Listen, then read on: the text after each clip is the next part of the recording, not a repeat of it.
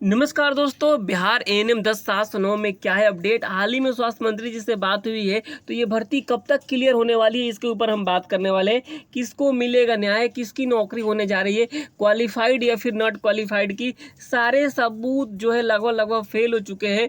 अब आगे क्या होने वाला है, और जो के मंजूश्री जी का जो जजमेंट है, उस जजमेंट को भी आपको दिखाने वाले हैं कि वह जजमेंट किस परिस्थिति में आया था नियमावली को लेकर के, और उसमें क्या बातें कही गई है और किन बातों को छोड़ा गया है, क्या खामियां है, नहीं है। तमाम जो जानकारी है के मंजूश्री का जजमेंट, उसको आपको दिखाने वाले हैं इस वीडियो में। तो सारे सबूत लगभग फेल हो चुके हैं, पूरी जानकारी देने वाले हैं। और क्वालिफाइड अभी तक जो है बी ग्रीसर को क्यों नहीं रख पाए हैं, जो सीनियर वकील है। तमाम जो जानकारी होगी इस चैनल के माध्यम से आपको इसी वीडियो में मिल जाएगी। देखिए, सबसे पहले हम इसी बात कर लेते हैं कि क्वालिफाइड अभी तक जो है बी ग्रीसर को क्यों नहीं रख पाए हैं। उसके बाद हम बात करेंगे जो है के मंजूश्री जी के जजमेंट के बारे में, उस जजमेंट को आपको दिखाएंगे। और जो है किसको मिलेगा न्याय, और स्वास्थ्य मंत्री से क्या बात हुई है, उसके ऊपर भी हम बात कर लेंगे। देखिए, सबसे पहले हम आपको बता दें कि अब तक जो है क्वालिफाइड इसलिए वकील को नहीं रख पाए हैं क्योंकि उनको जो सहयोग राशि जितनी मिलनी चाहिए तो उतनी नहीं मिल पाई है। तो जो लोग भी क्वालिफाइड है वे लोग सहयोग करना चाहते हैं तो आप इस QR कोड पर सहयोग कर सकते हैं। आप जो है शेखर जी से बात कर सकते हैं। आपको केस से संबंधित कोई जानकारी चाहिए तो अगर आप ग्रुप में ज्वाइन करना चाहते हैं तो मुझे मैसेज कर सकते हैं इस नंबर पर। ये जो है बहुत ही इंपॉर्टेंट मैसेज है आप सभी क्वालिफाइड बहनों के लिए। अब हम आगे आते हैं कि अब क्या होने वाला है इसमें। यहाँ पे आप देखेंगे एक जो चीज़ है, सबसे पहले इस चीज़ को ही बता देते हैं। एक और बात जो निकली गई थी, जो बार बार कही जा रही है कि जो संविदा की तरफ से ये आखिरी मौका है, हमें जो है फिर दोबारा मौका नहीं मिलेगा। तो उसके लिए बिहार सरकार ने नोटिस निकाल कर बता दिया है कि जो है आप कभी भी संविदा पर, अगर आप बिहार के किसी विभाग में संविदा पर काम कर रहे हैं तो आपको उम्र लेकर बाध्यता हटा दी गई, यानी कभी भी आप जो है परमानेंट के लिए एग्जाम में बैठ सकते हैं। ये जो चीज़ें मैं पहले ही बता चुका हूँ। तो ये एक बड़ा सा पॉइंट था जो संविदा की तरफ से कहा जाता था कि हमारा आखिरी मौका है, हम लोग इस बात को रखने वाले हैं। तो ये मौका सरकार ने पहले ही कट आउट कर दिया। अब हम चलते हैं के मंजूश्री जी के जजमेंट के बारे में, आपको बता देते हैं कि उस जजमेंट में क्या लिखा हुआ है। उसके पहले आप देख लीजिए कि जो 13 तारीख को सुनवाई होने वाली है, एक जो बिहार सरकार का जो SLP था, और दूसरा जो SLP है जो क्वालिफाइड की तरफ से 17 तारीख को था। अब सभी केस को मर्ज कर दिया गया, यानी अब जो सुनवाई होने वाली है 17 तारीख को सुनवाई होगी। 17 के पहले आपको कोई सुनवाई देखने को नहीं मिलेगी, आप 100% नोट कर लीजिएगा। जो मैं कह रहा हूँ वो बिल्कुल ऐसा ही होने जा रहा है। इस बार 17 तारीख को ही सुनवाई होगी क्योंकि सभी केस को मर्ज कर दिया गया। मैं उस PDF को भी आपको मैं दिखा दूंगा।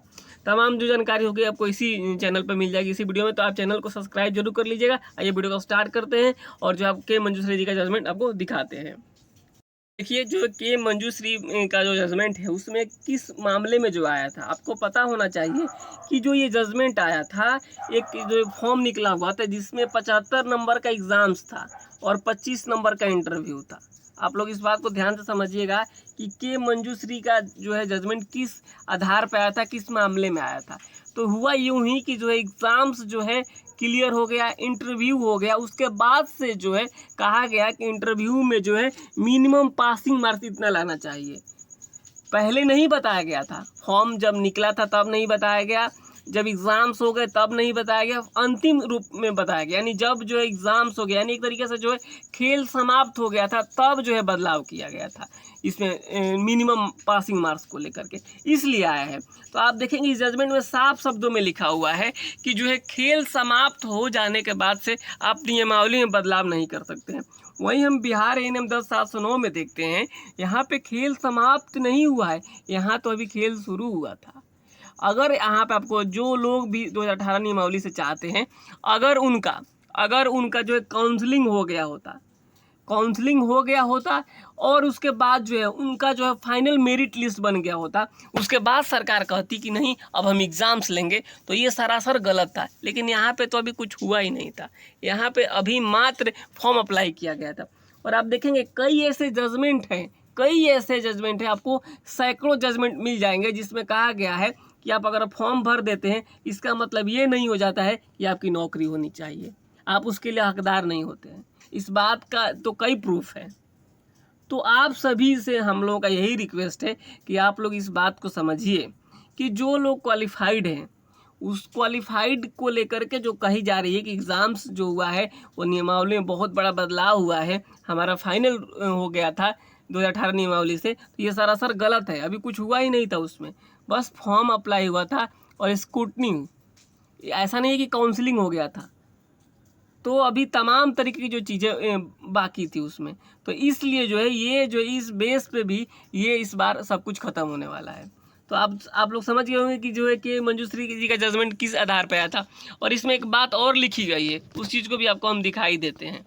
यहाँ देखिए, आप लोग जैसे ही यहाँ पे अब नीचे आएंगे, मैं इसका PDF भी ग्रुप में आप भेज सकता हूँ। यहाँ देखिए, यहाँ पे एक बात लिखा गया है कि परीक्षा यह दिखाने के लिए आयोजित की जाती है कि एक योग्य उम्मीदवार कौन है। ऐसा प्रतीत होता है कि पात्रता को उम्मीदवार की उपयुक्तता के साथ मिला दिया गया था। दूसरे शब्दों में कहा गया है, यहाँ पे सुप्रीम कोर्ट ने स्वीकार नहीं किया और परिणाम स्वरूप इस बात पर गौर नहीं किया कि क्या एक उम्मीदवार, यहाँ पे देखिएगा, आप लोग थोड़ा ध्यान से देखिएगा, क्या एक उम्मीदवार जो खेल में भाग लेने के बाद अपरिवर्तित नियमों के अनुसार चयनित होता है, उस उम्मीदवार से बेहतर स्थिति में है जो केवल योग्य है। आप लोग इस बात को देखिए, इसमें कहा जा रहा है कि एक जो है पुरानी नियमावली पे एक कैंडिडेट है और एक जो है नई नियमावली यानी एग्ज़ाम पास हुआ कैंडिडेट है। तो इसमें बेहतर कौन है? आप लोग इस बात को समझिए कि एक जो है क्वालिफाइड है वो बेहतर है कि जो नंबर बेसिस पे नौकरी चाहता है वो बेहतर है। तो इस पे जो है चर्चा नहीं की गई थी। तो तमाम जो चीज़ें हैं आपको इस जो है सुप्रीम कोर्ट के इस बार जो जजमेंट आएगा उसमें देखने को मिलेगा कि क्वालिफाइड किस तरीके से सही है। यहाँ पे आप लोग इस बात को ज़रूर समझिएगा कि जो भी क्वालिफाइड है, तो आपको ये टेक्निकल बातों में नहीं जाना है। कुल मिलाकर आपको इस बात को बता देते हैं कि जो के मंजूश्री जी का जजमेंट आया था, वो जजमेंट जो एग्ज़ाम्स चल रहे थे, जो फॉर्म निकला हुआ था, उसमें खेल समाप्त हो चुका था। उसके बाद उसमें बदलाव किया गया। उसमें ऐसा नहीं है कि जो है यहाँ पे जो लोग पहले से फॉर्म अप्लाई किए हैं उनको बाहर निकाल दिया गया और तमाम तरीके की चीज़ें उसमें नहीं हुई हैं। यहाँ पे भी आप देखेंगे कि जो लोग पहले से फॉर्म अप्लाई किए हैं उन्हें तो अच्छा किया गया, उनके लिए अच्छा ये हुआ कि उन्हें दोबारा नहीं कहा गया फॉर्म अप्लाई करने के लिए। नहीं तो उन्हें दोबारा फॉर्म अप्लाई कर दिया तो उन्हें ही दिक्कत होती। तो जो है सरकार ने जो पहले से फॉर्म अप्लाई किए थे उनको कहा कि ठीक है, आप किए हैं, नए लोगों से हम फॉर्म अप्लाई करवा लेते हैं और एग्ज़ाम्स ले लेते हैं।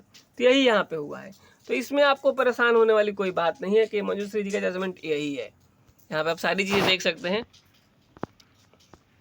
तो जो चीज़ें निकल कर आई है कि जो है अब आप सभी क्वालिफाइड बहनों को जो है सहयोग करना होगा। देखिए, बिना सहयोग के आप केस जीत ही नहीं सकते हैं। इस बात को आप लोग ज़रूर समझिएगा, क्योंकि आप यहाँ पे देखेंगे जो विपक्ष की पार्टी है, यानी जो लोग जो है 2018 नियमावली से चाहते हैं, वो तमाम तरीके के जो है अपने दाव पेच लगा रहे हैं। कई टीमों में बटे हुए हैं, कई मोस्ट सीनियर होकर रखना चाहते हैं। तो हालांकि कामयाब हो ना हो आने वाले दिनों के में पता चलेगा, लेकिन जो क्वालिफाइड हैं ये यहाँ पे हमें पिछड़ते हुए दिखते हैं कि जो रही बात सहयोग की बात आती है तो ये कर नहीं पाते हैं।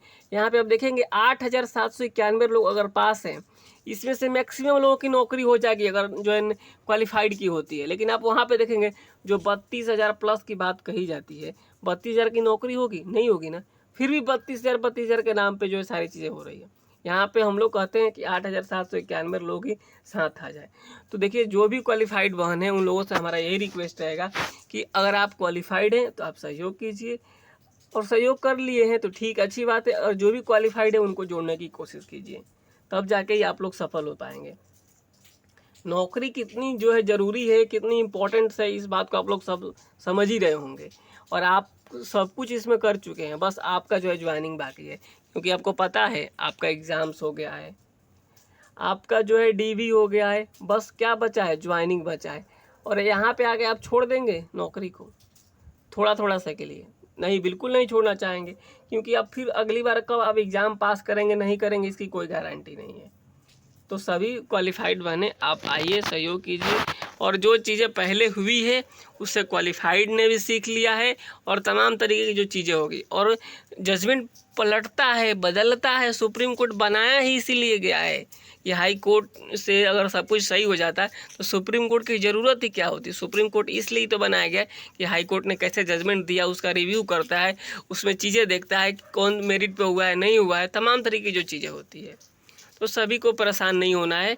आने वाले दिनों में तमाम जो जानकारी निकल कर आएगी आपको इस चैनल के माध्यम से ज़रूर बताया जाएगा। तो 17 तारीख को सुनवाई होने वाली है, उसके लिए सहयोग आपका बहुत ही ज़रूरी है, ताकि जो क्वालिफाइड है वो भीगिरी सर को रख सके।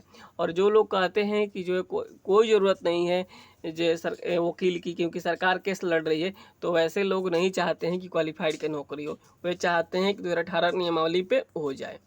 बिल्कुल, अगर ऐसा कोई कह रहा है कि बिना सहयोग के आप केस जीत जाएंगे क्योंकि सरकार केस लड़ रही है, सरकार के भरोसे क्वालिफाइड छोड़ दे। सरकार पता है ना SLP में कब आई है, जब नोटिस जारी हो गया तब। उसके पहले सरकार को कोई चाव चिंता नहीं था कि जो हमें भी SLP में जाना है। वो तो क्वालिफाइड इतने मजबूत हैं, इतने मजबूत स्थिति में हैं कि वो आए और यहाँ पे केस किया सुप्रीम कोर्ट पे, नहीं तो अब तक जो है सब मामला ख़त्म हो गया होता। तो सभी क्वालिफाइड बने, आप लोग इस बात को समझिए। आपके जो हक और अधिकार के लिए लड़ रहा है, आप उसको सहयोग जरूर कीजिए। आने वाले दिनों में जो भी जानकारी निकल कर आएगी आपको इस चैनल के माध्यम से ज़रूर बताया जाएगा। तो चैनल को सब्सक्राइब जरूर कर लीजिएगा और वीडियो को भी शेयर कर दीजिएगा। नमस्कार, धन्यवाद।